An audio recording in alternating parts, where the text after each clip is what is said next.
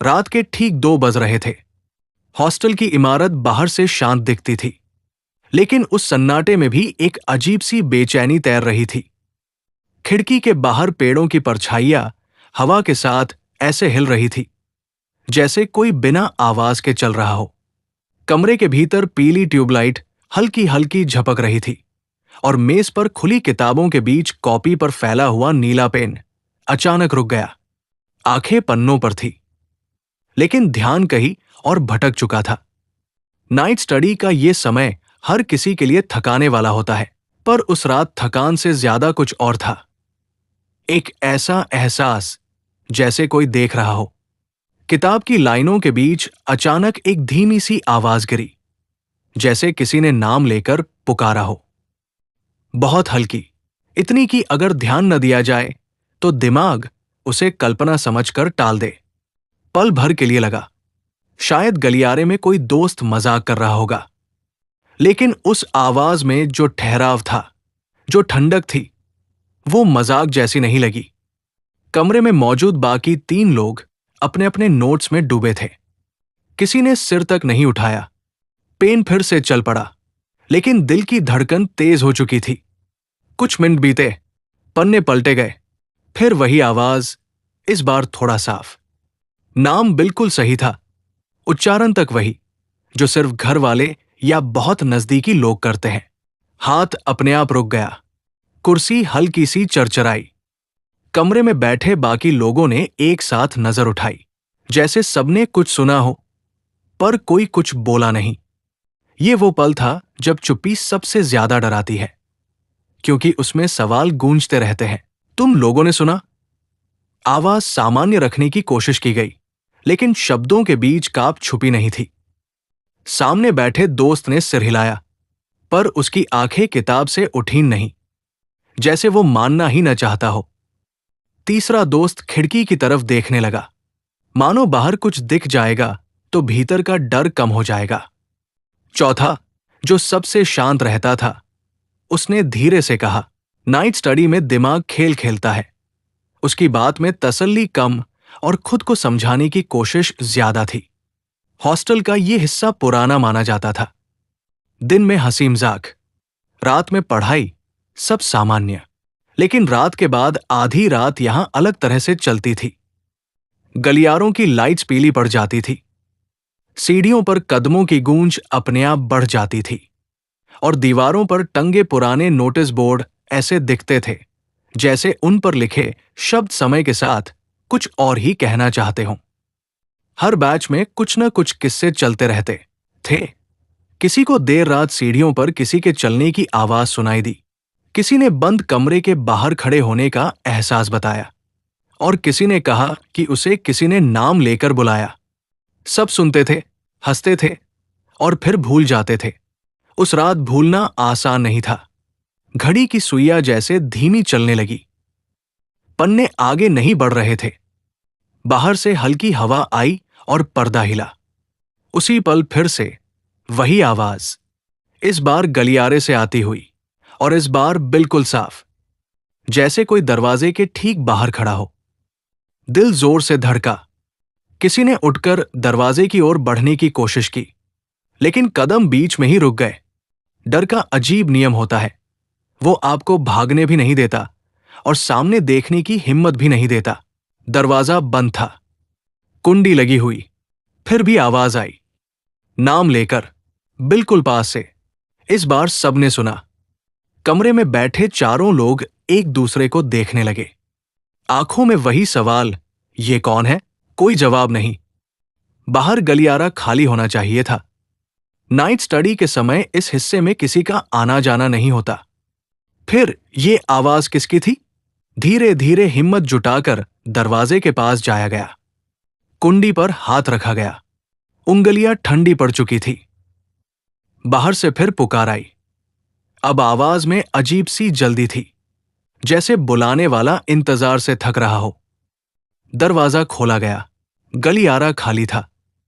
पीली लाइट के नीचे लंबा सा रास्ता, दोनों तरफ बंद दरवाजे और दूर सीढ़ियों की परछाई। कोई नहीं, न कोई कदमों की आवाज, न कोई हलचल, बस सन्नाटा। इतना गहरा कि अपने दिल की धड़कन कानों में गूंजने लगी। दरवाजा वापस बंद किया गया, लेकिन दिल के भीतर कुछ खुल चुका था। एक डर जो अब आसानी से बंद होने वाला नहीं था। वापस कुर्सी पर बैठना मुश्किल लग रहा था। किताबें अब बोझ लगने लगी थी। किसी ने हंसने की कोशिश की, माहौल हल्का करने के लिए, लेकिन हंसी अधूरी रह गई। दिमाग में एक ही सवाल घूम रहा था, अगर गलियारे में कोई नहीं था तो आवाज कहां से आई? और नाम बिल्कुल सही कैसे था? उस रात के बाद नाइट स्टडी का मतलब बदल गया। अब किताबों से ज्यादा कान सतर्क रहते थे।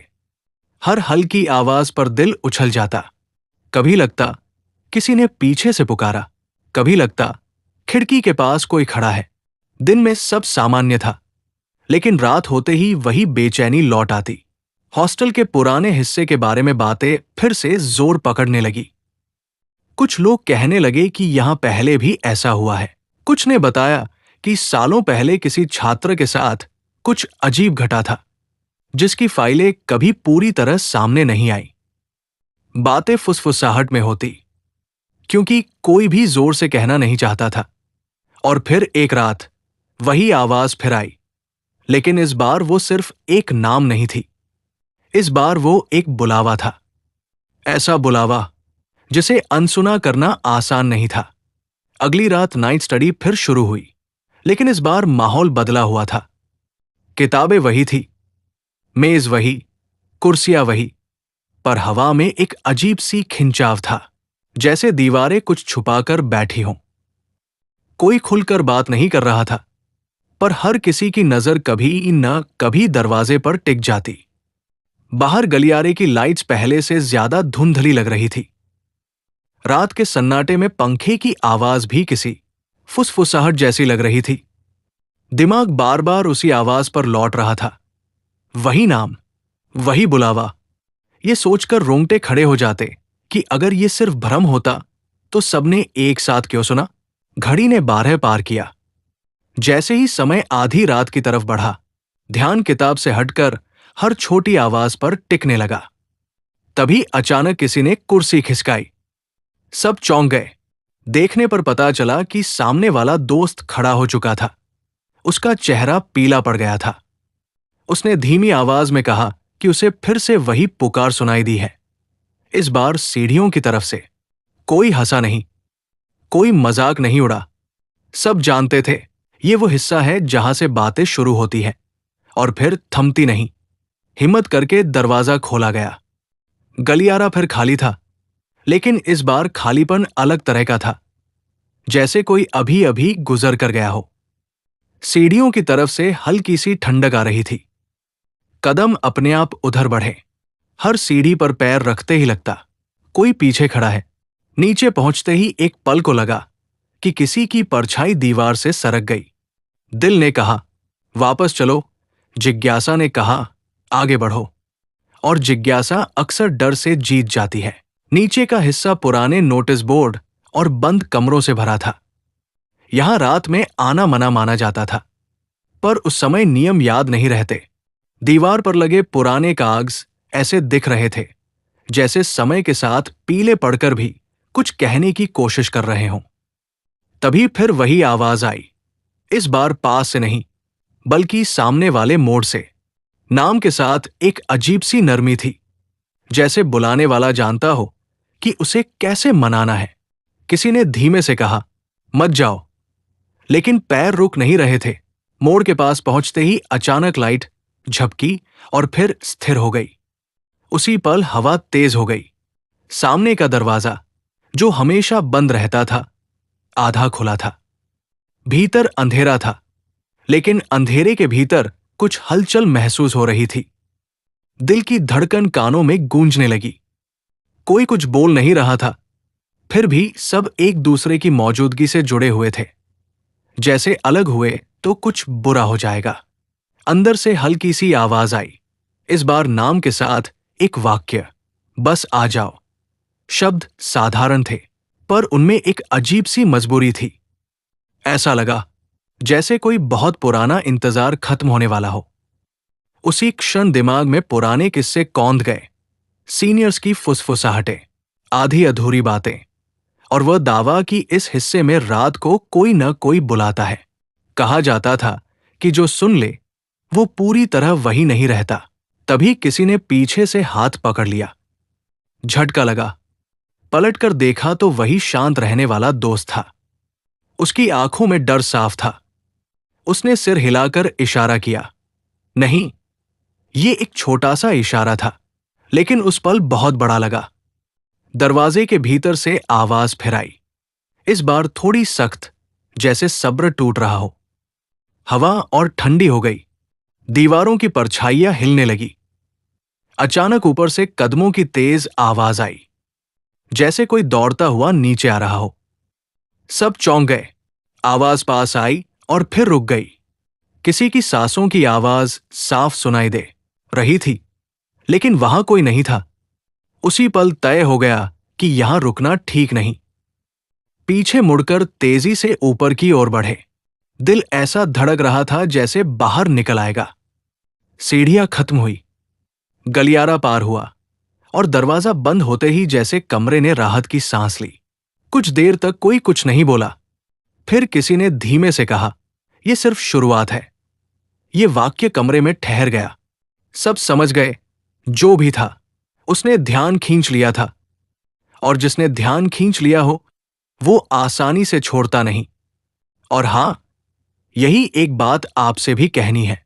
आप लोग कहानी पूरी देख लेते हैं, डर भी लेते हैं, मजा भी लेते हैं, लेकिन लाइक और सब्सक्राइब करना भूल जाते हैं। अगर कहानी आपको बांध रही है तो चैनल को सब्सक्राइब करें, वीडियो को लाइक करें और शेयर करें, ताकि ऐसी रहस्यमयी कहानियां लगातार आती रहें। कमरे के बाहर सन्नाटा फिर लौट आया, लेकिन अब वो पहले जैसा नहीं था। अब हर किसी को पता था कि ये सन्नाटा किसी की मौजूदगी छुपाए बैठा है, और वो बुलावा अभी खत्म नहीं हुआ। उस रात के बाद नींद जैसे हॉस्टल से हमेशा के लिए रूठ गई थी। आंखें बंद करते ही वही आवाज कानों में गूंजने लगती, धीमी, साफ और नाम लेकर बुलाने वाली। दिन में सब कुछ सामान्य लगता, क्लासेस चलती, दोस्त हंसते बोलते, लेकिन जैसे ही शाम ढलती, मन के भीतर एक अनजाना डर सिर उठाने लगता। नाइट स्टडी का समय अब पढ़ाई का नहीं, इंतजार का समय बन चुका था। इंतजार उस आवाज का जो पता नहीं कब और कहां से आ जाए। कमरे में चारों लोग साथ बैठे होते, फिर भी ऐसा लगता जैसे हर कोई अपने डर के साथ अकेला हो। किताबें खुली रहती, लेकिन शब्द धुंधले लगते, मानो पन्नों के पीछे कोई और कहानी लिखी जा रही हो। तीसरी रात माहौल और भारी था। बाहर हल्की हल्की बारिश शुरू हो गई थी, और बूंदों की आवाज खिड़की से टकराकर किसी उदास धुन जैसी लग रही थी। हॉस्टल के पुराने हिस्से में लाइट बार बार झपक रही थी। हर बार अंधेरा होता तो दिल कुछ सेकंड के लिए रुक सा जाता। तभी अचानक नीचे वाले गलियारे से किसी के चलने की आवाज आई। ये आवाज पहले जैसी नहीं थी। इसमें जल्दबाजी थी, जैसे कोई बेचैन होकर इधर उधर घूम रहा हो। सबकी नजरें एक साथ दरवाजे पर टिक गई। कोई कुछ बोला नहीं, लेकिन सब समझ चुके थे कि ये वही है। हिम्मत करके दरवाजा खोला गया। गलियारे में अजीब सी ठंडक थी, और हवा में नमी की गंध खुली हुई थी। कदम अपने आप सीढ़ियों की ओर बढ़ने लगे, जैसे कोई अदृश्य ताकत खींच रही हो। नीचे पहुंचते ही वो पुराना हिस्सा फिर सामने था। वही दीवारें, वही बंद कमरे, और वही आधा खुला दरवाजा, जिसके पीछे अंधेरा जैसे सांस ले रहा हो। इस बार पीछे हटने का मन नहीं हुआ। डर था, लेकिन उससे बड़ा था ये जानने का सवाल कि आखिर ये सब क्यों हो रहा है। अंदर कदम रखते ही माहौल बदल गया। कमरे की हवा भारी थी, सांस लेना मुश्किल लग रहा था। दीवारों पर लगे पुराने कागज और नोटिस ऐसे लग रहे थे मानो कुछ छुपा रहे हों। तभी आवाज फिर आई। इस बार सिर्फ एक दिशा से नहीं, बल्कि चारों तरफ से। नाम के साथ कुछ टूटे फूटे शब्द भी थे, जैसे कोई बहुत कोशिश कर रहा हो अपनी बात कहने की। दिल में अचानक एक अजीब सी उदासी उतर आई। ये सिर्फ डर नहीं था, इसमें दर्द भी मिला हुआ था। कमरे के एक कोने में परछाई गहरी होने लगी। वो पूरी तरह साफ नहीं थी, बस एक अधूरा सा आकार, जैसे कोई समय के किसी पुराने पल में फंसा हुआ हो। उसी पल नजर एक धूल जमी फाइल पर पड़ी। फाइल पुरानी थी, किनारे फटे हुए, लेकिन उस पर लिखा नाम बिल्कुल साफ था। वही नाम जो रातों को पुकारा जाता था। हाथ कांपते हुए फाइल खोली गई। अंदर लिखी बातें पढ़ते ही सब सन्न रह गए। सालों पहले एक छात्र नाइट स्टडी के दौरान अचानक गायब हो गया था। रिकॉर्ड में लिखा था कि वो मानसिक दबाव में था, लेकिन उसकी कहानी कभी पूरी नहीं हुई। आखिरी पन्ने पर एक वाक्य लिखा था, अगर कोई मुझे नाम लेकर बुलाए तो समझना मैं यही हूं। ये पढ़ते ही कमरे में ठंड और बढ़ गई। परछाई थोड़ी और साफ हुई, जैसे वो सुना जाना चाहती हो। आवाज अब बुलावे जैसी नहीं थी, बल्कि एक विनती थी, भुलाया मत जाना। उसी पल लाइट तेज हो गई और वो परछाई धीरे धीरे दीवार में समाने लगी। कमरा फिर से खाली लगने लगा, लेकिन हवा में एक बोझ सा रह गया जो दिल तक उतर चुका था। बाहर निकलते समय कोई नहीं बोला। सबके मन में एक ही बात थी, ये सिर्फ डर की कहानी नहीं है, ये किसी अधूरी सच्चाई की आवाज है। ऊपर पहुंचकर दरवाजा बंद कर दिया गया, लेकिन अब सब जान चुके थे कि कुछ दरवाजे बंद करने से बंद नहीं होते। बारिश थम चुकी थी, रात शांत हो गई थी, लेकिन उस शांति के भीतर फिर से वही हल्की सी आवाज गूंजी, नाम लेकर, बिल्कुल पास से। और सब समझ गए कि ये बुलावा अभी खत्म नहीं हुआ है। उस रात के बाद सब कुछ बदल चुका था, लेकिन बाहर की दुनिया को इसकी भनक तक नहीं थी। दिन में वही हॉस्टल, वही गलियारे, वही हंसी मजाक, पर रात होते ही हर दीवार के पीछे छुपी यादें जाग उठती थी। अब नाम लेकर पुकारने वाली आवाज रोज नहीं आती थी, लेकिन उसका एहसास हर वक्त मौजूद रहता था, जैसे किसी ने पीछे खड़े होकर कंधे पर हाथ रखने से ठीक पहले रुक गया हो। नाइट स्टडी अब डर का कारण नहीं रही थी, बल्कि एक चेतावनी बन चुकी थी। सब समझ चुके थे कि ये कोई भटकती हुई परछाई नहीं, बल्कि एक अधूरी कहानी थी जो बस सुनी जाना चाहती थी। जिस कमरे में वो फाइल मिली थी, उसे अगली सुबह सील कर दिया गया, कागज हटा दिए गए और कहा गया कि ये हिस्सा अब इस्तेमाल में नहीं आएगा। लेकिन सवाल ये था कि क्या सच को बंद किया जा सकता है? क्या किसी के नाम को दीवारों से मिटाया जा सकता है? कई दिन बीते, आवाज नहीं आई। दिल को थोड़ी राहत मिली, लगा शायद सब खत्म हो गया। लेकिन एक रात, जब सब कुछ सामान्य लग रहा था, वही हल्की सी अनुभूति फिर लौट आई। इस बार कोई नाम नहीं लिया गया, कोई बुलावा नहीं था, बस एक सन्नाटा जो पहले से ज्यादा गहरा था। उस सन्नाटे में ये एहसास साफ था कि कहानी पूरी हो चुकी है, लेकिन उसकी याद यही रहेगी, जैसे कोई ये कहकर चला गया हो, अब तुम जानते हो, अब याद रखना। उसी पल ये भी समझ आया कि डर हमेशा डराने के लिए नहीं आता, कभी कभी वो हमें सच्चाई से मिलवाने आता है। आज भी उस हॉस्टल के पुराने हिस्से में रात को देर तक रुकने वाले कहते हैं कि वहां एक अजीब सी शांति है, डरावनी नहीं, बल्कि भारी, जैसे कोई देख रहा हो, पर नुकसान पहुंचाने के लिए नहीं, बल्कि ये पक्का करने के लिए कि उसे भुलाया न जाए। और शायद यही वजह है कि कुछ कहानियां खत्म होकर भी खत्म नहीं होती, वे बस लोगों के जहन में जिंदा रहने लगती हैं। अब यहां रुकते रुकते आपसे दिल से एक बात कहना जरूरी है।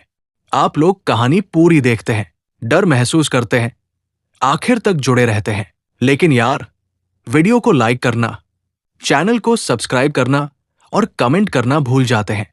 अगर ये कहानी आपको पसंद आई, अगर किसी पल पर रोंगटे खड़े हुए, तो प्लीज चैनल को सब्सक्राइब कर दीजिए, वीडियो को लाइक कीजिए और इसे अपने दोस्तों के साथ शेयर कीजिए। आपका एक लाइक और एक सब्सक्राइब हमें ऐसी ही और सच्ची, डरावनी और रहस्यमय कहानियां लाने की ताकत देता है। और हाँ, कमेंट में जरूर बताइए आप अगली कहानी किस टॉपिक पर सुनना चाहते हैं। अगर आपके पास कोई अपनी कहानी है, कोई सच्चा अनुभव या कोई रहस्यमय किस्सा जिसे आप लोगों के सामने लाना चाहते हैं, तो उसे भी कमेंट में शेयर कीजिए। हम आपकी कहानी को अपने चैनल के जरिए दुनिया के सामने लेकर आएंगे, आपकी आवाज बनकर। क्योंकि कुछ बुलावे सिर्फ सुनने के लिए नहीं होते, कुछ बुलावे कहानियों को जिंदा रखने के लिए होते हैं।